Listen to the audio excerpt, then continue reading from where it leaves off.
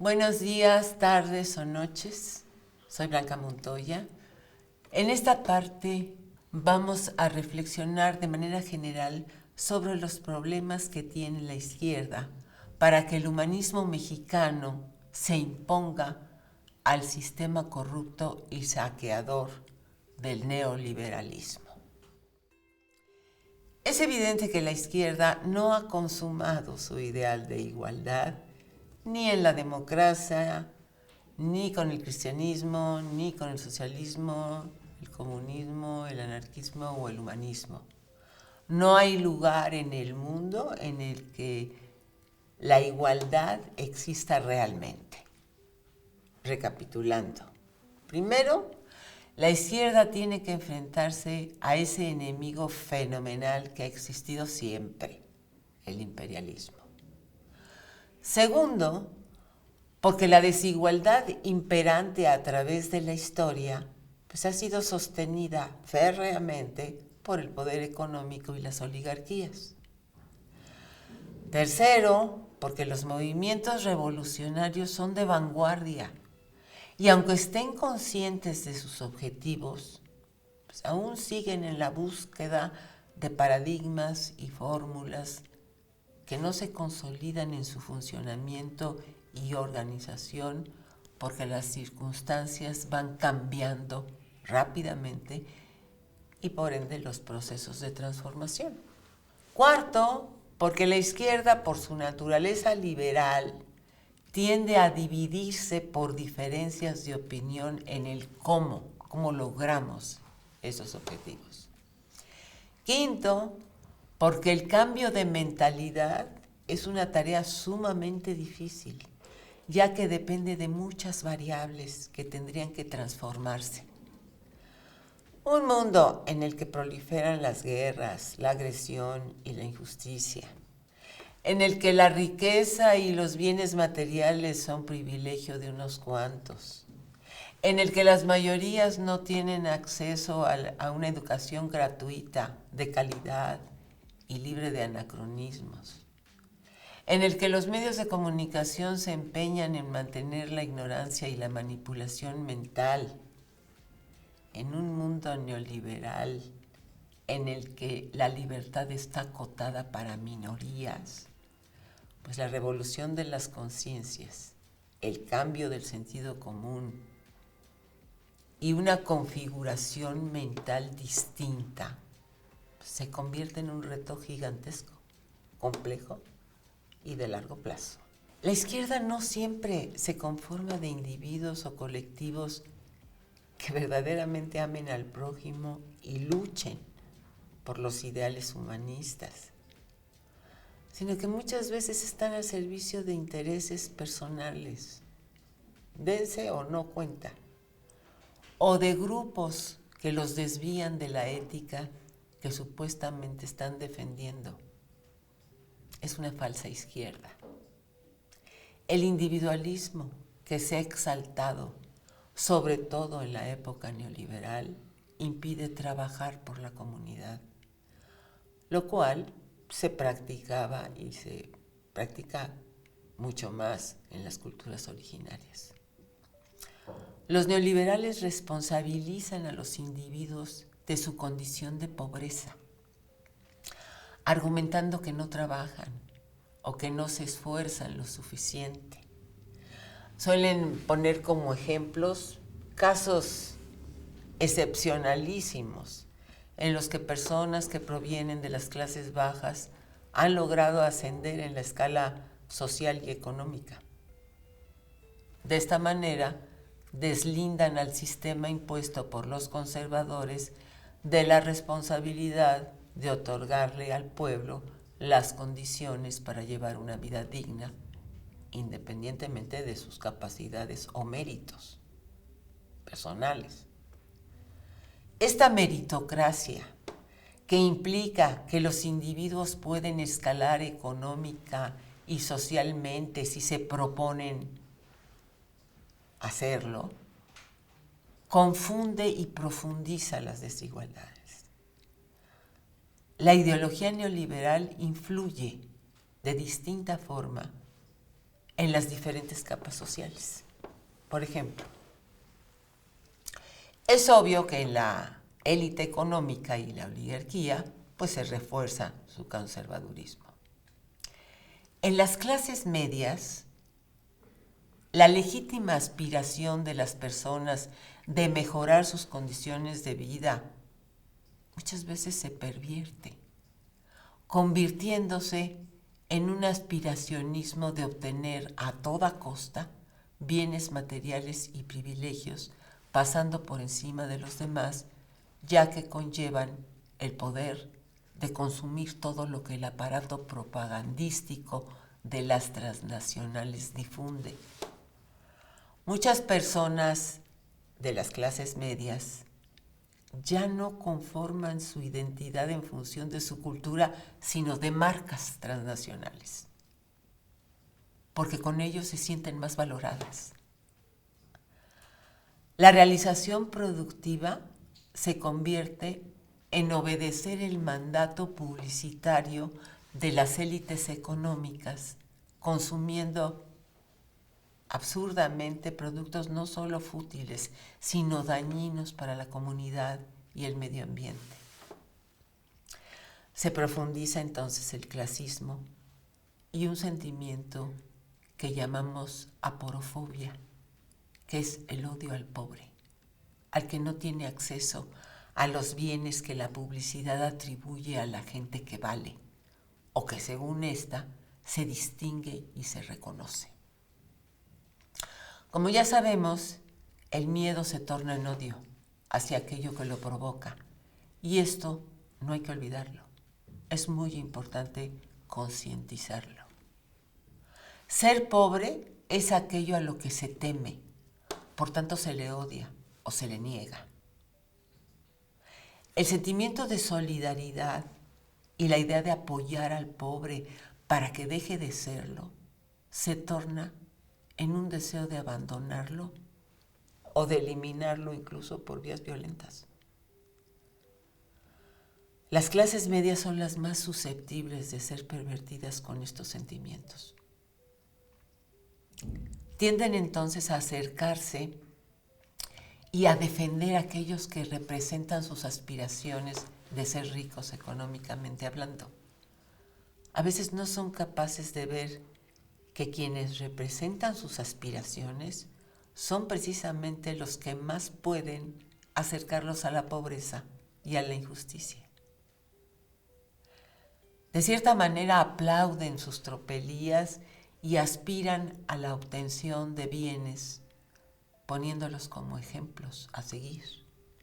Aconsejan a sus hijos e hijas a imitar sus modelos de conducta, así sean poco éticos, y a entrar en sus círculos para ver si son beneficiados de alguna manera. Dentro de estas clases medias, no todas, desde la alta a la baja, pues están políticos, empleados del gobierno, legisladores, magistrados del Poder Judicial, del Instituto Electoral, líderes sindicales, académicos, líderes de opinión, artistas famosos o lo que ahora llamamos influencers, a quienes pagan para que desprestigien a los gobiernos de izquierda. De tal forma, todos ellos han sido contaminados por la plaga de la corrupción. En cuanto a la clase más pobre, que es una mayoría, podría decirse, sin que ello implique defender la pobreza, ni negar que también pueda ser influenciada por las ideas conservadoras al sentirse inferiores. Pero esa clase más pobre resulta ser la más humana. Primero, porque es la más consciente de la injusticia social y económica, ya que la vive en carne propia. Segundo, porque su humildad la aleja de la soberbia de sentirse superior a nadie. Tiene más conciencia de la temporalidad de la existencia de los individuos y de lo que verdaderamente es necesario para ser feliz. Los pobres ejercen más la solidaridad con el que sufre, porque se ven en ellos. son más agradecidos. Pero ojo, tampoco hay que caer en la idealización o creer que el pobre siempre es bueno o que no puede caer en conductas delictivas para salir de la pobreza. Pero eso ya depende de otros factores, incluso personales, como el amor o la agresión a la que hayan sido sujetos desde su familia o su entorno, y del humanismo mexicano abrevado en este. Es decir, hay gente pobre que trae este espíritu humanista y por más agresivo que sea el entorno, de todas formas no pierden este sentimiento de solidaridad con la comunidad. Hay que recordar que la lealtad es a los principios del humanismo mexicano, es al pueblo. Andrés Manuel López Obrador ha señalado que los principios son más importantes que la eficacia para llevar a cabo el proyecto, porque el fin no justifica los medios. Si estos no tienen consonancia con los valores morales, las ideas fundamentales se corrompen. La forma es fondo. Asimismo, y como también dice el presidente, antes que el derecho está la justicia. Y si el derecho se convierte en una vía para burlarla, entonces, en vez de ser derecho, pues es chueco. Por otra parte, la unidad en el movimiento es imprescindible para lograr una transformación. A veces no se está de acuerdo con algunas decisiones, incluso tomadas democráticamente. Bueno, pues hay que tener disciplina militante y no pretender que todo sea perfecto o lo que uno supone que es perfecto. Una de las ideas que más ha trascendido es que la política es cuestión de los políticos. Eso ya lo hemos hablado.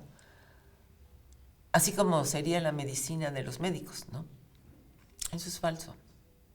Repito, el ser humano es por naturaleza un animal racional, social y político. De ello depende su supervivencia. Es más, no sobreviviría como especie. Esa idea fue difundida para que el pueblo se mantuviera ajeno a las acciones que tomaban los políticos y por ello tuvieron la libertad de saquear al erario, de perder soberanía y de cometer todo tipo de actos inconstitucionales sin que el pueblo se enterara. Los medios pagados por estos políticos se dedicaron a ocultar sus tropelías y a aplaudir sus atropellos. Asimismo, la mala conducta de los políticos ha desprestigiado a la política, que, como dice el presidente, es un noble oficio. Sabiendo que los políticos la han convertido en una cloaca, las personas honestas se alejan de ella, dejándole a los pillos el campo libre para que cometan toda serie de delitos a espaldas del pueblo. Esto no debiera suceder. Todos y todas tenemos la necesidad y el derecho de conocer o participar en las decisiones políticas porque nos atañen directamente, ya sea en lo individual o en lo colectivo. El pueblo mandata qué es lo que necesita y en esos términos encarga a los políticos que cumplan con esos objetivos. Debe supervisarlos y si no lo hacen, despedirlos. Por eso, la revocación del mandato.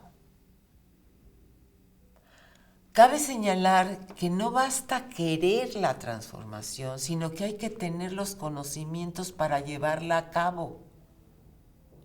Y no hay lugar para la improvisación, se tiene que estudiar, adquirir experiencia, tener una planificación adecuada y evaluar los pasos que se van dando, lo cual lleva tiempo, siglos. Dedicarse a la política como tal requiere de un oficio. El presidente ha puesto un ejemplo que resulta muy esclarecedor. Dice, la política es un oficio como el que tiene un carpintero. Por ejemplo, una persona le pide a un carpintero que le construya una mesa especificándole las dimensiones y el estilo que desea. Léase, el pueblo le encarga a los políticos que lleve a cabo un proyecto que satisfaga sus necesidades. Bueno, volvamos al carpintero. El carpintero que tiene el oficio es el encargado de contar con un espacio para llevar a cabo la tarea, de conseguir el material, de utilizar las herramientas hábilmente, de contar con un buen ayudante y de seguir los pasos que se requieren para construirla lo más parecida a la idea que le transmitió quien se la encargó. Quien no tiene el oficio de la carpintería, pues va a construir una mesa coja o que se derrumba al menor movimiento o que estéticamente es un edefesio. Bueno, así, el oficio de la política requiere de conocimientos de historia nacional, internacional, de tener experiencia en el activismo social, de tener experiencia en gobernar, de conocer el terreno en el que se van a implementar las políticas, de tener relaciones cercanas con todos los sectores de la sociedad, de elegir prioridades, de conocer bien a quienes forman su equipo de trabajo y obviamente debe tener un buen manejo de las herramientas legítimas y constitucionales que le permitan cumplir los objetivos políticos que se le han encargado. Las negociaciones que haga con los distintos sectores de la sociedad tendrán que estar dentro de los principios éticos que sustentan el proyecto. Un buen carpintero no puede utilizar una herramienta que en vez de cortar la madera la golpee. No usa un martillo en vez de una sierra. Y así como el carpintero lidia con los inconvenientes de no poder conseguir el material y tener que buscar el más parecido o de no contar con el buen estado de sus herramientas, el buen político tiene que elegir entre inconvenientes, optimizar sus recursos y calcular la viabilidad del proyecto. Y tiene que darse cuenta que es un proceso y que hay cosas que se pueden y hay cosas que no se pueden o hay cosas que tienen que dejarse para más adelante, cosa que muchas veces los gobernados no comprenden, quieren que ya se haga un cambio radical cuando en ese momento no es viable hacerlo. Hay gobiernos de izquierda que son blandengues, que se prestan a conciliar con la oligarquía y los extranjeros voraces para conservarse en el poder. Y ahí se equivocan. Una firme definición y la lealtad a los principios, como ya se mencionó, es lo que da la autoridad moral que los puede sostener en el gobierno. Por último, consideremos el liderazgo. La historia es testiga de que los líderes que sirven de guía y transforman el sentir de los pueblos por su fortaleza moral, su inteligencia y su vocación de servir a la humanidad son escasos. Se requiere de una conjunción de virtudes difíciles de reunir en un solo ser humano. En México, después de muchas décadas, tenemos la fortuna de contar con Andrés Manuel López Obrador, cuya trayectoria social, sus conocimientos, honestidad y los logros lo han acreditado como líder capaz de convocar a millones de mexicanos y mexicanas que lo aclaman como benefactor de la patria, porque desde luego ha demostrado su amor al pueblo de México. Ahora, esto no significa que sea perfecto. como todo ser humano, también puede equivocarse. Por ejemplo, puede tener equívocos respecto a su percepción de quienes lo rodean.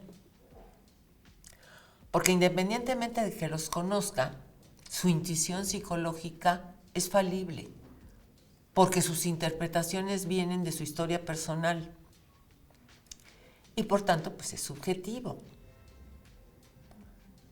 Identificar la traición no es fácil. ¿Cuántas veces hemos visto que grandes líderes han sido traicionados por los más cercanos, sin que estos se percataran con anterioridad? ¿Ejemplos? Francisco I. Madero por Victoriano Huerta, Salvador Allende por Augusto Pinochet, José Mujica por Luis Almagro, Hugo Chávez por Rafael Ramírez, Rafael Correa por Lenín Moreno, Pedro Castillo por Dina Boluarte, en fin, y no se dieron cuenta. Y también les ocurre que pueden ser indiferentes o no reconocer a quienes tienen más mérito. Distinguen a quienes más acceso tienen a los medios o que son más influencers o intelectuales que se saben vender o que son más famosos que luchadores, pero eso es natural, porque es imposible que conozca a todos los millones de humanistas que existen y que están trabajando por el proyecto, e incluso podría ser parte esta cuestión del oficio político. Esto no importa, porque los verdaderamente valiosos están más interesados en la transformación que en el reconocimiento del líder. Es el humanismo mexicano lo que salvará a la patria, no un hombre. El humanismo mexicano es democrático, tiene vocación de servicio y pone a la comunidad por encima del individuo, aunque también lo respeta como tal. Y este humanismo mexicano fue el motor de los héroes que nos dieron patria. Actualmente hemos rescatado las convicciones de no mentir, no robar y no traicionar, porque justamente el neoliberalismo lo que hizo fue mentir, robar y traicionar a la patria, privatizando sus recursos, vendiéndola a extranjeros y lacerando su soberanía. También la idea esencial de por el bien de todos, primero los pobres, surge del humanismo, que motiva a igualar las condiciones de vida de mexicanos y mexicanas y a que se respeten los derechos humanos sin discriminación y poniendo por delante la ética en la política.